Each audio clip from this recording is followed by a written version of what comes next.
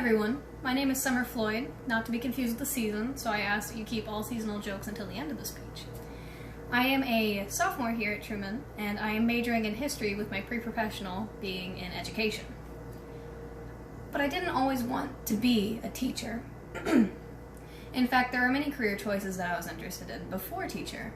Today I'm going to be telling you all about those career choices and how they led me to education. Whenever I was very young, I grew up on a farm. In the middle of nowhere, I grew up on a dairy farm. So it was very often that I found myself in a vet's office. So the very first job we're going to be talking about today is a vet. Now, I didn't know much about being a vet, but I did know that animals were very cute.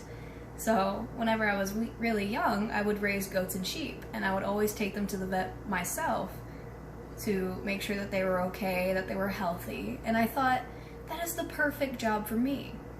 But as I got older, I realized that vets have this responsibility that whenever an animal is particularly sick, they have to be put down, and a vet has to feel complacent and calm while doing that, and I didn't see myself being capable of doing that.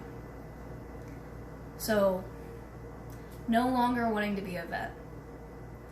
The next career choice that I had happened upon me in middle school, I believe.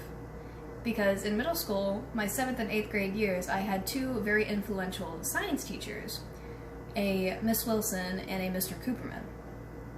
Now these two wonderful teachers influenced me so well that I immediately wanted to become a science teacher. I loved biology. I thought biology was super interesting. And coming from my vet wanting to be background, animals were cool.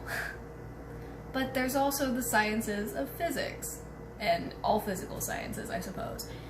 And those I could never understand. Those I could never get along with, I suppose. And my freshman year came along. And I had a wonderful science teacher, do not get me wrong. Randy Wilson, who is a friend of mine to this day, was an amazing science teacher, an amazing biology teacher at that. But I also had a Mr. Brett Kelly as a history teacher. He and I became instant friends. And he was always there to be a safety net, almost, whenever I needed help with anything. Then sophomore year of high school came along, and I had the history teacher that would change my life forever. A Mr. Jason Pounds. Jason Pounds, who is a friend of mine today. That's why I call him Jason. I'm not doing that without his permission, I promise. He was also the coach of my Scholar Bowl, which Scholar Bowl was the one thing that I had, besides choir in high school, that I really felt attached to. I felt like everyone in that group were a family.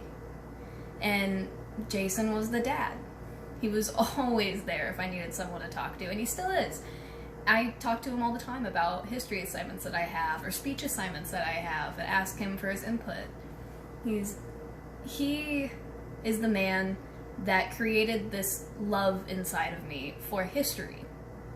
I feel such a strong connection to the ties that build our past, present, and future, and it's all because of him. I only hope to become half the teacher that he is. So in totality, I have gone through 3 career choices in my lifetime. I wanted to be a vet whenever I was a child because animals are cute. I wanted to be a science teacher in my little adolescence area because animals are cute, but also teaching is fun. And then my third, and so far final career choice has been history education because of the father figure in my life, Jason Pounds. And I hope to become a parental figure to students as much as he has. Thank you.